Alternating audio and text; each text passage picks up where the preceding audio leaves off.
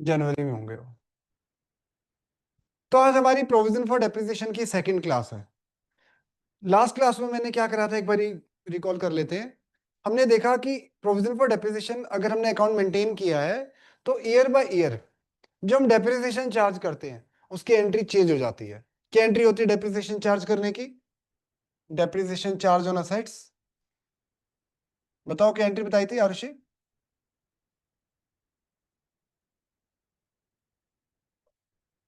ये आरुषि की आवाज कैसे बदल गई? Depreciation account debit to provision for depreciation. तो इसमें क्या डिफरेंस आया कि ईयर बाय ईयर जो हम अपना डेप्रिसिएशन लगा रहे हैं असेट्स पर, उससे असेट्स की वैल्यू को रिड्यूस नहीं कर रहे, बजाय उसके हमने एक सेपरेट अकाउंट मेंटेन कर लिया प्रोविजन फॉर डेप्रिसिएशन के नाम से।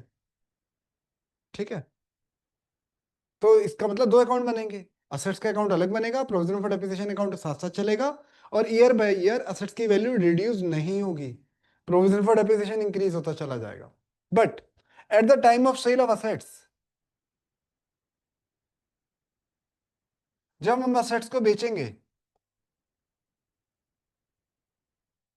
जब हम उस असेट्स को बेचेंगे तो अकाउंट तो क्लोज करना पड़ेगा प्रोविजन फॉर डेप्रिसिएशन। भाई जब असेट्स ही बेच दी तो असेट्स अकाउंट भी क्लोज हो जाएगा और प्रोविजन फॉर डेप्रिसिएशन भी क्लोज हो जाएगा। तो ईयर बाय ईयर करते करते करते जितना टोटल डेप्रिसिएशन था, जिसे बोलते हैं एक्यूमुलेटेड डेप्रिसिएशन, उसको हम कैंसिल आउट कर देंगे, एंट्री करेंगे प्रोविजन फॉर डेप्रिसिएशन या accumulated depreciation debit to assets account. मान लो ये एंट्री हर साल 10,000 से हो रही थी, तो 4 साल में टोटल प्रोविजन फॉर डेप्रिसिएशन हो जाएगा 40,000। तो ये 40,000 से एंट्री हो जाएगी फिर, जो अब तक का टोटल डेप्रिसिएशन है। और जिन लोगों ने लास्ट क्लास नहीं अटेंड करी थी, मैं उनको सजेस्ट करूंगा पहले पिछली रिकॉर्डिंग देख लें, प्रोविजन फॉर डेप्रिसिएशन 1 की। उसमें बेसिक कॉन्सेप्ट सारा यही समझाया था, क्योंकि डायरेक्ट वो इस क्लास को देखेंगे या करेंगे तो नहीं कर पाएंगे, पहले पिछली क्लास करनी ही पड़ेगी। तो चलो आगे चलते हैं। अब आज जो हम करने वाले हैं वो है जिसमें एग्जाम में आपके जो क्वेश्चन आता है प्रोविजन फॉर डेप्रिसिएशन का, क्या क्वेश्चन आता है? उसमें हमें केवल लास्ट ईयर का अकाउंट बनाना होता है।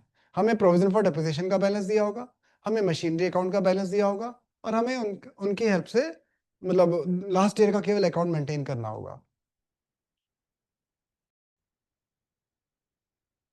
तो हम जो क्वेश्चन कर रहे हैं उसमें हमें असेट्स अकाउंट और प्रोविजन फॉर डेप्रिसिएशन अकाउंट दोनों अकाउंट साथ साथ बनाने हैं। और आप देखोगे इलस्ट्रेशन नंबर 9 पेज नंबर 15.19 पे, पहले एक बार स्टेटमेंट पढ़ लो, तो आप देखोगे कि दोनों के बैलेंस दिए हैं ईयर के स्टार्टिंग के। तो पढ़ना एक बार statement Arushi.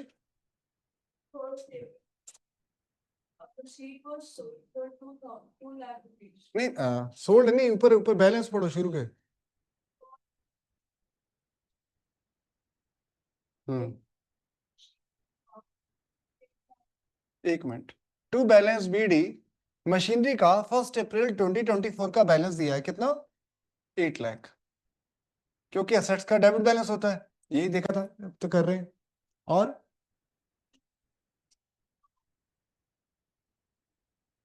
Provision for depreciation का कौन सा बैलेंस होता है? क्रेडिट, क्योंकि असेट्स के अगेंस्ट कोई भी प्रोविजन होगा उसका क्रेडिट बैलेंस होगा। बाय बैलेंस बीडी कितना? 3,20,000। अब नीचे क्या लिखा पढ़ के बताओ।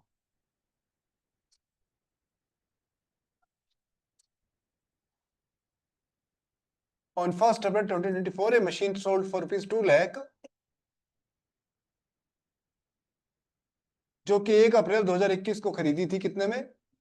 जो असेट्स हमने 1 अप्रैल 2021 को 3 लाख में खरीदी थी, वो 1 अप्रैल 2024 को हमने 2 लाख में सेल कर दी। आगे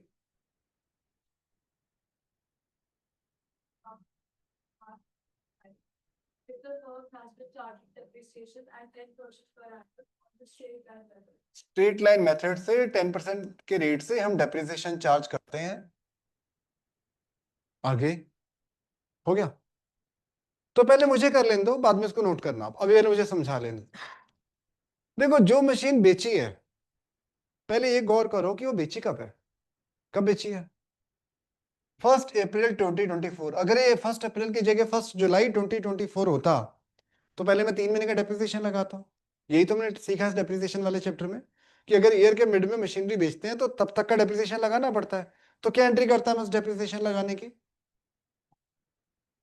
depreciation account debit to provision for depreciation. तो मैं इसको यहां लिख देता बाय डेप्रिसिएशन, बट इसमें नहीं है क्योंकि 1 अप्रैल को बेची है। फिर मशीन बेची कितने में? 2 लाख। क्या एंट्री होती है मशीनरी सेल करने की? Bank account debit to machinery. तो मशीनरी अकाउंट में क्या लिख देंगे हम? By bank.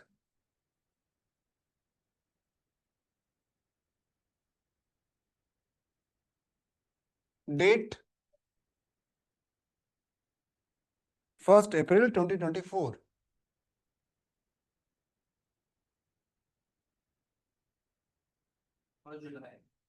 नहीं नहीं, 1 अप्रैल 2024 वो मैंने बोला था कि अगर हमने 1 जुलाई को बेची होती तो मैं 3 महीने का डिप्रिसिएशन लगाता। इसमें तो 1 अप्रैल को बेची, आसान है। लेकिन अभी मैंने बताया थोड़ी देर पहले कि जो असेट्स हमने सेल करी है, हमें उसका अब तक का जितना डेप्रिसिएशन हम लगा चुके हैं उसकी एक एंट्री करते हैं। क्या एंट्री करते हैं उसकी हम? Accumulated depreciation account debit to assets account. यानी जो असेट्स हमने सेल करी है उसका अब तक का जितना टोटल डेप्रिसिएशन बनता है, यानी कि ये हमें पहले कैलकुलेट करना पड़ेगा। तो ये फॉर्म जो वर्किंग में कर रहा हूं, आप उसी बिल्कुल एज इट इज नोट करना, इधर से उधर उधर से उधर मत करना। कैसे? कि कॉस्ट ऑफ मशीन ऑन 1 अप्रैल 2021 कितनी थी?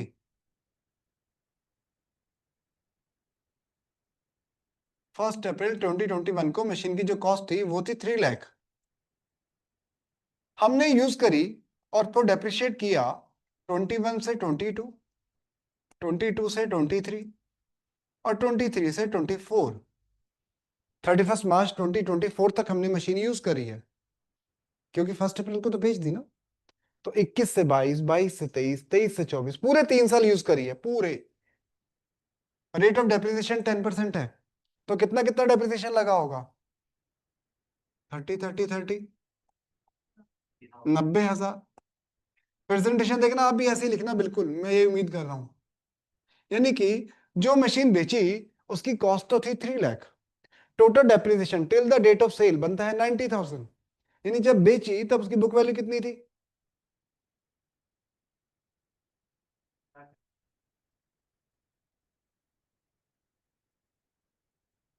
2,10,000। और बेची कितने में?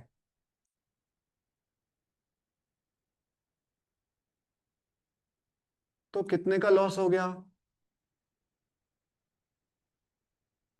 फिर से देखो मैंने क्या किया, मुझे ये कैलकुलेट करना था कि जो मशीन सेल करी है उस पर अब तक मैं कितना डेप्रिसिएशन लगा चुका हूं, कितना लगा चुका हूं, ये मैंने कैलकुलेट किया। उसके लिए मैंने पूरी वर्किंग बनाई ताकि प्रॉफिट लॉस भी इजीली निकाल सके। तो मैंने पहले के लिखा कि इस मशीन की कॉस्ट 1 अप्रैल 2021 को 3 लाख थी, 3 लाख में खरीदी थी। फिर हमने उसको डेप्रिशिएट किया 21 से 22, 22 से 23, 23 से 24, क्योंकि 31 मार्च 2024 तक ही यूज करी है। 10% के रेट से डेप्रिसिएशन बन गया 90। तो बुक वैल्यू रह गई 2,10,000। Sold for rupees 2 lakh and loss on sale of machinery 10,000। तो सबके पास 5 मिनट का टाइम है, आप इसको पहले एक बार नोट कर लो, फिर आगे चलते हैं। सब लोग इसको नोट कर लो पहले, जो रिकॉर्डिंग देख रहे हैं वो भी नोट करना, खाली देखने से नहीं होगा। तो हमने ये तो कैलकुलेट कर लिया कि मशीन बेची कितने में, लॉस कितना हुआ, उसका डेप्रिसिएशन कितना लग चुका था। तो देखो मैंने बताया कि अब तक जो उसका टोटल डेप्रिसिएशन है उसके लिए एंट्री होती है accumulated depreciation account debit to assets. अब इसकी लेजर पोस्टिंग क्या होगी? असेट्स अकाउंट में क्या लिखेंगे हम? By accumulated depreciation.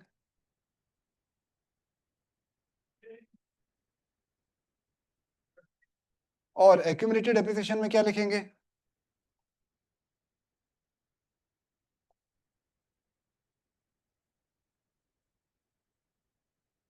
डेट डालना बहुत जरूरी है। और मशीन सेल करने से हमें कितने का लॉस हुआ था? 10,000 का। क्या एंट्री होती है इसकी? Profit and loss account debit to machinery. तो मशीनरी अकाउंट में लिखेंगे by profit and loss account. अब ये भी ध्यान रखना, इन तीनों का एडिशन ना उसकी कॉस्ट ऑफ मशीन ही होगी, क्योंकि हम मशीन को उसकी ओरिजिनल कॉस्ट पे दिखा रखे हैं। 8 लाख में से 3 लाख वाली मशीन बेच दी तो पूरे 3 लाख रुपए मैंने एडजस्ट कर दिए। कि भाई इतने की बेची, इतना डेप्रिसिएशन, इतना लॉस, तीनों का एडिशन 3 लाख। अब अब क्या करेंगे इसके बाद? ईयर के एंड में डेप्रिसिएशन लगाएंगे। 8 लाख में से 3 लाख की मशीन बेच दी, 5 लाख की तो अभी भी है। At the end of the year 31 March 2025 को हम डेप्रिसिएशन तो लगाएंगे ही। क्या एंट्री करेंगे डेप्रिसिएशन लगाने की? क्या एंट्री होती है? Depreciation account debit to provision for depreciation. यही तो डिफरेंस है, टू मशीनरी की बजाय टू प्रोविजन फॉर डेप्रिसिएशन, ये है डिफरेंस। तो प्रोविजन फॉर डेप्रिसिएशन में लिख देंगे हम बाय डेप्रिसिएशन कितना? 50,000।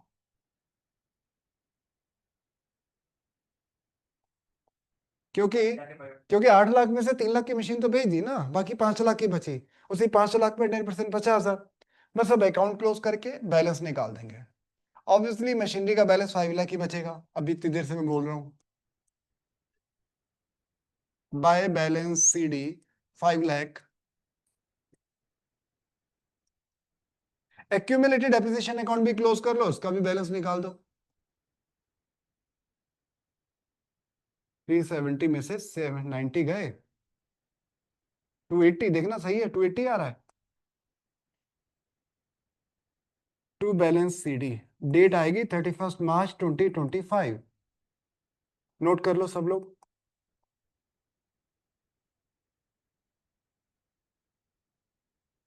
इसको नोट कर लो पहले।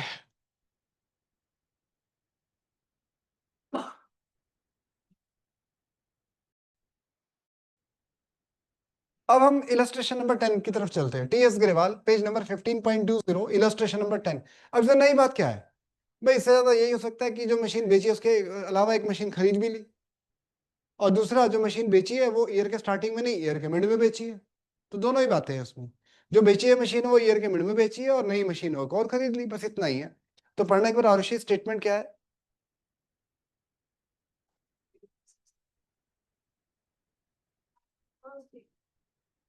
2024 क्या बैलेंस है जरा बताओ मशीनरी का? एक मिनट, मशीनरी का बैलेंस है 8 लाख,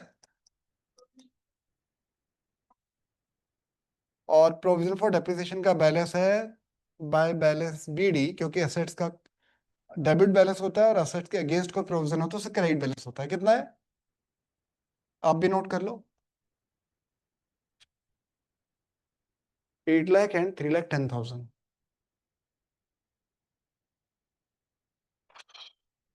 चलो, अब नीचे क्या लिखा है जरा पढ़ के बताओ।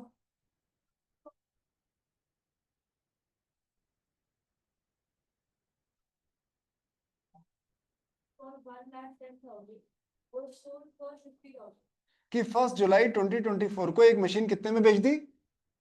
50,000 में। जो परचेज कब करी थी? कितने में?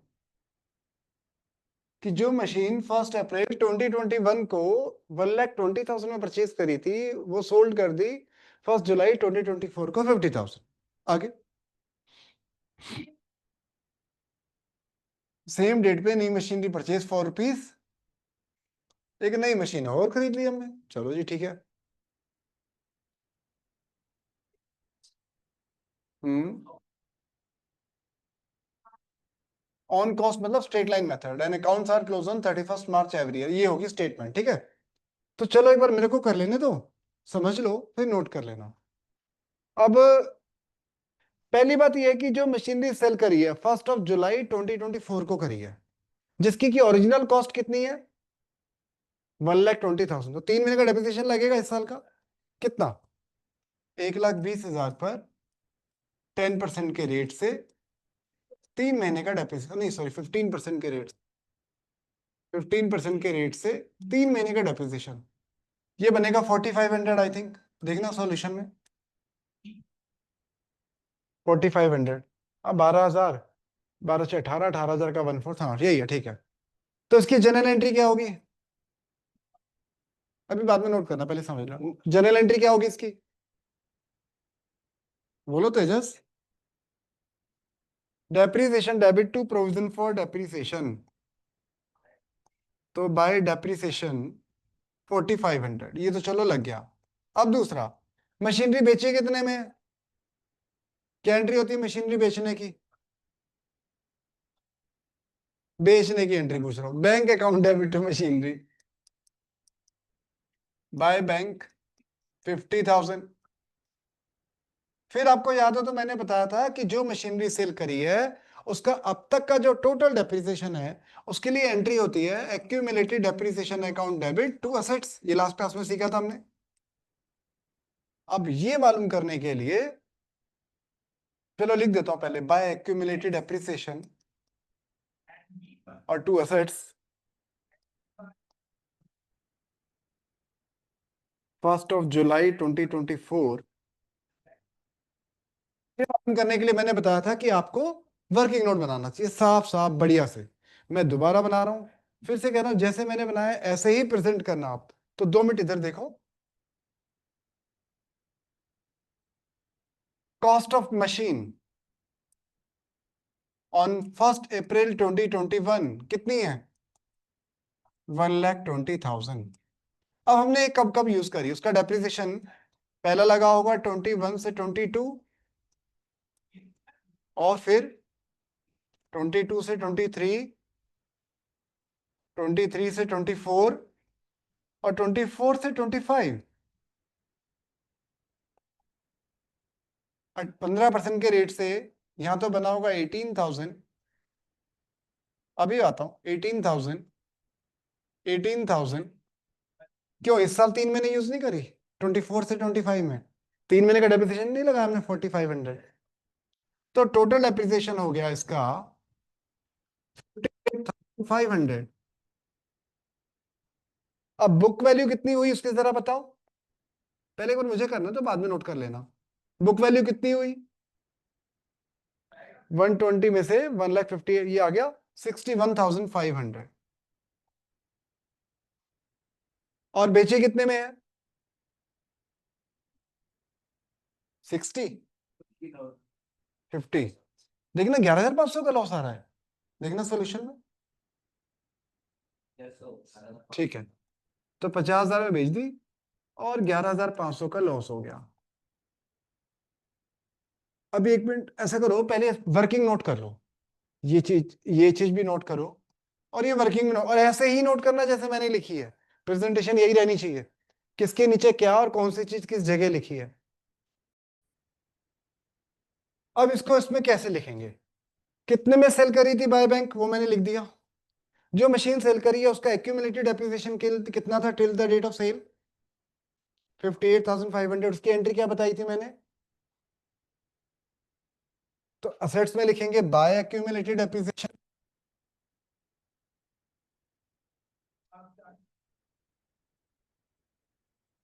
58,500, और यहां लिख देंगे टू असेट्स 58,500। कितने का लॉस हुआ था हमें? 11,500 का। Bye profit and loss account 11,500। अब ये तो उस मशीन का हमने निपटारा कर दिया जो बेची थी। इन तीनों को एडिशन करोगे तो 120 आएगा। ठीक है, बाद में नोट कर लेना, एक बार समझ लो। इन तीनों का टोटल करोगे तो 120 आएगा। अब हमने क्या किया, एक नई मशीन खरीदी। कितने में? जरा देख के बताओ कितने में खरीदी थी? 32,000। बस, क्या करूं? बाद में कर लेना, एक बार समझ लो। अब क्या करूं आरुषि? डेप्रिसिएशन। अब मुझे बताओ कब लगेगा डेप्रिसिएशन? 2020। कितना लगेगा अब ये भी एक चैलेंज है। किस पर 9 मंथ का लगेगा?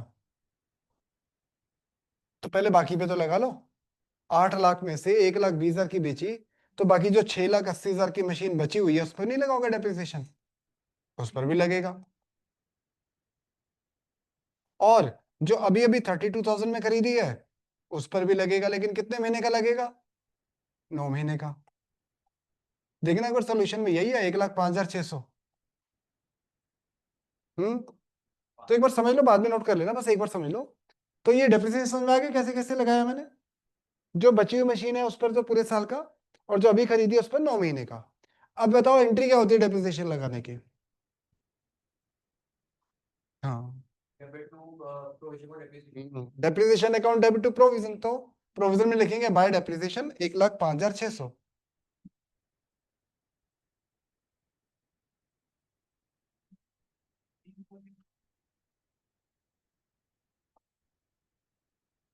अब इसके बाद क्या करूंगा ऋषि,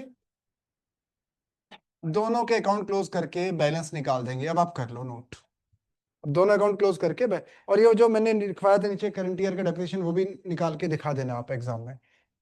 उसको भी वर्किंग नोट में दिखाना पड़ेगा वो कैसे आया। तो एक बार बताना ऋषि जरा, बाय बैलेंस ईडी कितना है? 7,12,000। सही है।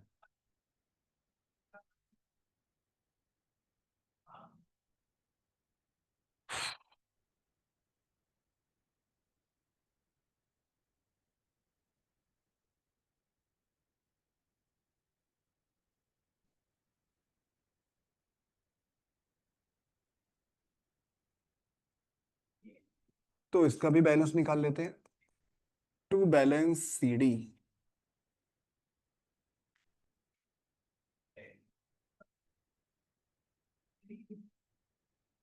31 मार्च 2025। बैलेंस हमेशा निकलेंगे ईयर एंड में, यानी कि 31 मार्च 2025।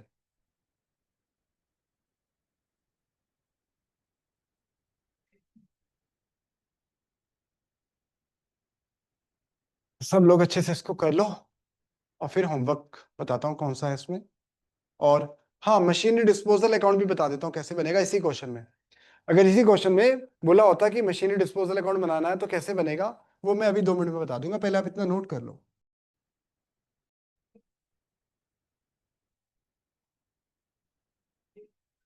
अब मशीनरी डिस्पोजल के केस में हम कैसे करेंगे, थोड़ा सा चेंज आएगा। मशीनरी डिस्पोजल अकाउंट बनाने का पर्पस होता है कि जो हमारा मशीनरी अकाउंट है वो साफ सुथरा रहे। साफ सुथरा रहे मतलब, आप इसमें देखो, हमने अगर कोई मशीन बेची है तो वो कितने में बेची, कितना उसका डेप्रिसिएशन था, कितना उसका लॉस था, हमने पूरी डिटेल मशीनरी अकाउंट में दिखाई है। हम चाहते हैं ये इतनी डिटेल डिस्पोजल में शो करो, या सीधा सीधा बता दो भैया कितने की मशीन बेची है। कहने का मतलब, अगर हमें इसी क्वेश्चन को करना होता मशीनरी डिस्पोजल से, तुम 3 अकाउंट बनाते। एक तो मशीनरी अकाउंट, शॉर्टकट में बना रहा हूं मैं, प्रोविजन फॉर डेप्रिसिएशन अकाउंट, और मशीनरी डिस्पोजल अकाउंट। शॉर्टकट में बना रहा हूं। जरा बताना टू बैलेंस बीडी कितना था? 8 लाख। बाय बैलेंस बीडी कितना था? 1 लाख, 3,10,000। हाँ। अब हमने एक मशीन बेची थी बाय बैंक, सॉरी, जो मशीन बेची थी उसकी कॉस्ट क्या थी? 120। हमने यहाँ पे एक लिखा था by bank 50, by provision for depreciation 58,500, bye profit and loss account 11,500। अब उसकी बजाय मैं क्या लिखने वाला हूं, बाय मशीनरी डिस्पोजल अकाउंट 120। और मशीनरी डिस्पोजल में लिखूंगा टू मशीनरी अकाउंट 120, क्योंकि वो कितने में बेची, कितना डेप्रिसिएशन था, कितना लॉस हुआ, वो मैं इसमें दिखाऊंगा। मैं चाहता हूं मशीनरी अकाउंट मेरा साफ साफ रहे, जितने की मशीनरी बेची है मैंने एक साथ ही दिखा दिया। तो यहां लिखाऊंगा मशीनरी डिस्पोजल में by bank, by provision for depreciation, bye profit and loss account 58,000, नहीं कितने में बेची थी, 50 में। हाँ, कितने बेची थी? 50,000 में। बाय बैंक 50,000, डेप्रिसिएशन था 58,500, लॉस था 11,500, और टोटल टैली हो जाएगा 120 इसका। यानी मशीनरी डिस्पोजल का कभी भी बैलेंस नहीं बचेगा। मशीनरी डिस्पोजल का कभी भी बैलेंस नहीं बचेगा।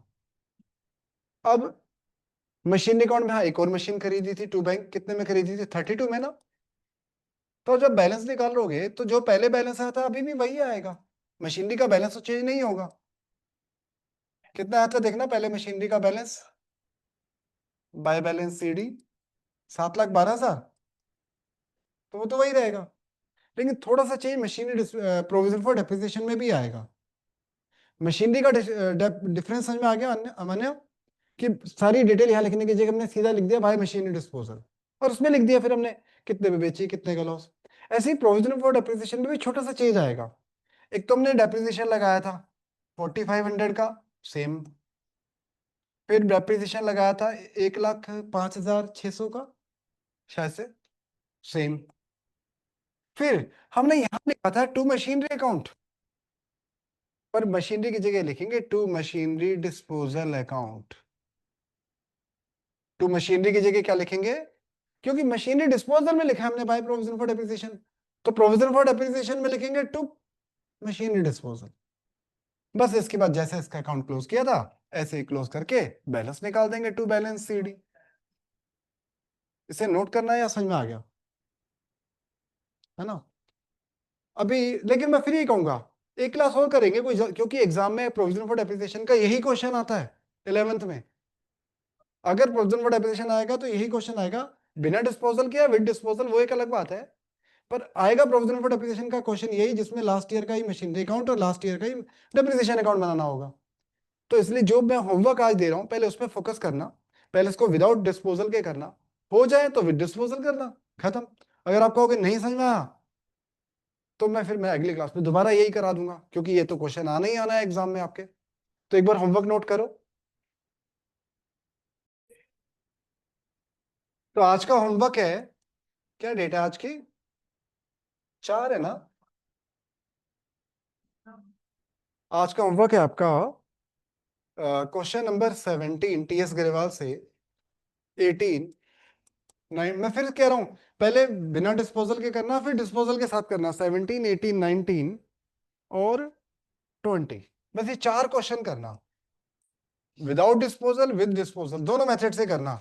अगर हो जाए तो नेक्स्ट क्लास में मैं बीआरएस की रिवीजन क्लास लूंगा, बैंक रिकंसिलेशन की। नहीं होंगे तो यही 4 क्वेश्चन मैं क्लास में खड़े होकर कराऊंगा। बीआरएस कोई कह रहा था मेरे को रिवीजन करा दो, तो एक क्लास में रिवीजन करा दूंगा। एक मिनट रुक जाओ।